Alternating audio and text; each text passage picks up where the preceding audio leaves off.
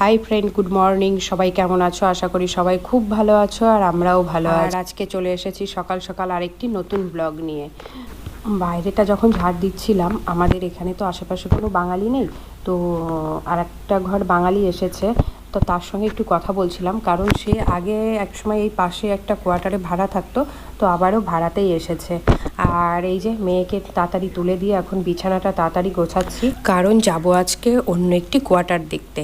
তো কি বলো তো, আমাদের এই ঘরটা আমরা ছেড়ে দেব, কারণ এই ঘরের অবস্থা এখন অতটা ভালো নেই, আর এর থেকে বেটারই ওই কোয়ার্টারটা, কিন্তু দেখতে যাব আজকে আগে ওর বাবার সঙ্গে। তো এই জন্য এই দেখো আমার মেয়ে, দেখো কি করছে, বসে বসে দেখো একটা ট্যালেন্ট দেখাচ্ছে, বলছে আমি এরকম পারি দেখো। আর আমি এবার দেখাচ্ছি যে জিভ দিয়ে আমি এবার নাকটা ধরতে পারি।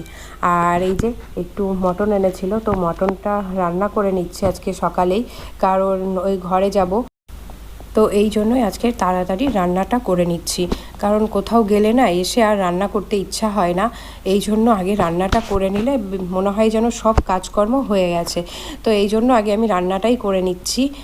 আর মটন করব, আর একটু শাক ভাজা করব, তো এটাই এখন করব, আর এখন তেমন কিছু রান্না করব না। আর আজকে তোমাদের রান্নাটা পুরোটা দেখাতে পারিনি। আর এই যে এদিকে তোমাদের দাদা রেডি হয়ে এই যে গাড়ি নিয়ে বেরিয়ে পড়েছে, আর আমরাও রেডি হয়ে গেছি।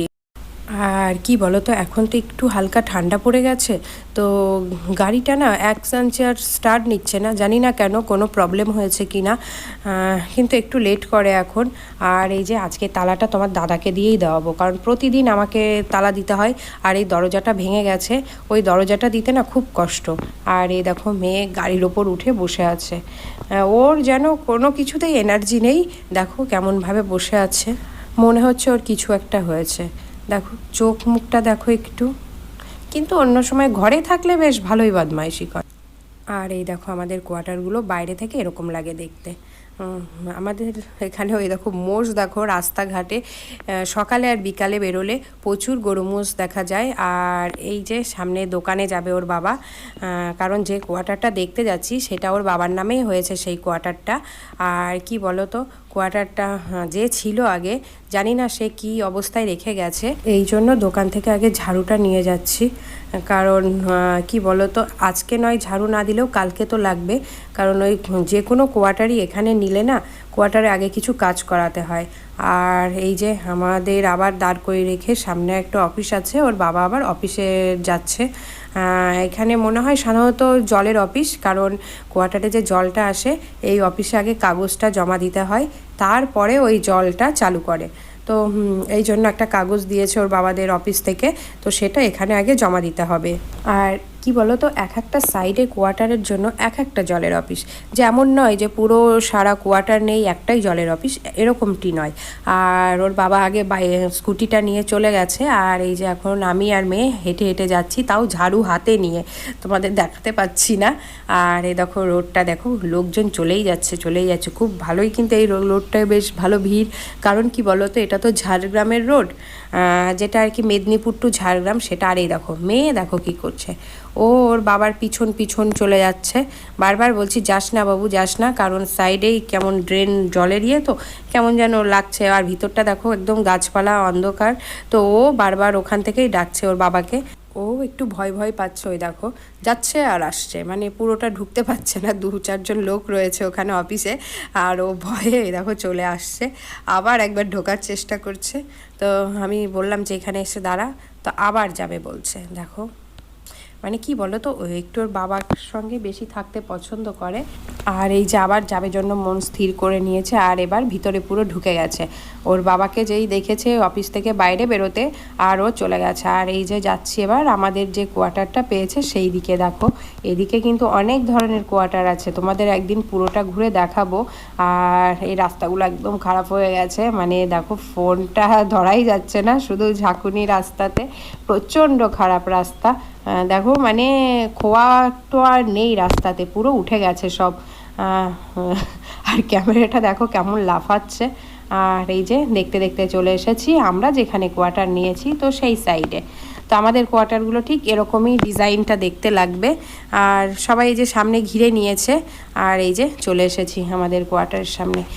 মানে বাইরেটা দেখে মনে হচ্ছে না যে 2 দিন আগেই এই ঘরে লোক ছিল, তো সে এরকমভাবেই রেখে গেছে। তো চলো ভিতরটা তোমাদের একটু দেখাই যে ভিতরটা কি অবস্থায় রেখে গেছে।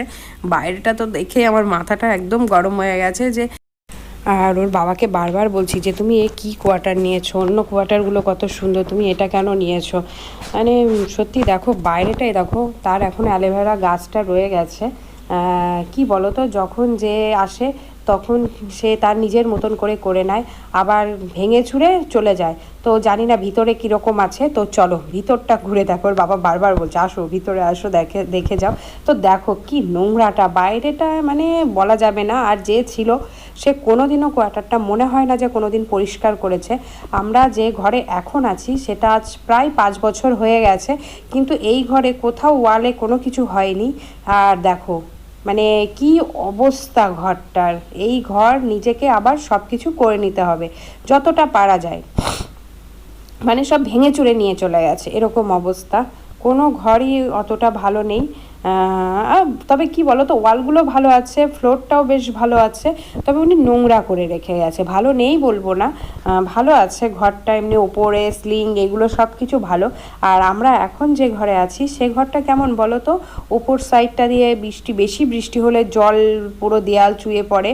তারপরে তোমার রান্নাঘরের ওই সাইডটা দিয়ে অ্যাডভেস্টার লাগানো, ওখানে জল পড়ে। আর এই দেখো এখানে ইডলি খেয়েছে, প্যাকেটগুলো ঝুলিয়ে রেখেছে। আর দেখো ওয়ালগুলো দেখো কি নোংরাটাই না করে রেখেছে।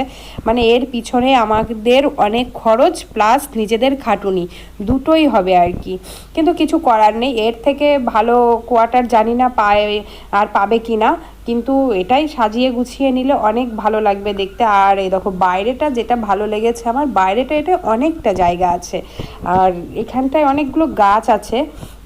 এই গাছপালা এইগুলো সাধারণত রাখবো না। দেখো কি নোংরা, দেখো ওই সাইডে দেখা যাচ্ছে কেমন জামা কাপড় রেখে গেছে, বালতি টালতি যেখানে খুশি। আর কোনোদিন একটু পরিষ্কার করেনি ভিতরটা।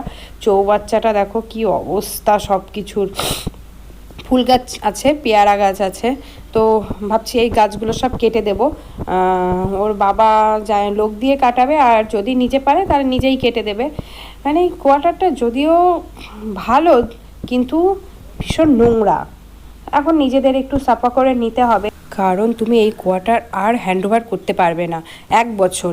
কারণ তুমি 1 বছর যদি হ্যান্ডওভার করেই দাও, তাহলে তুমি আর 1 বছর কোনো কোয়ার্টার অ্যাপ্লাই করতে পারবে না। তো কোয়ার্টারটা দেখো কি অবস্থা, নোংরা। মানে মানুষ যে এত নোংরা হয়ে থাকতে পারে সেটা কখনোই ভাবতে পারিনি। ওই দেখো পিছনে, দেখো আমার পিছনে যে দেখা যাচ্ছে ওইগুলো সব গুজে গুজে রেখে গেছে, মানে কাপড় চোপড় যা পেরেছে সব গুজে গুজে রেখে গেছে।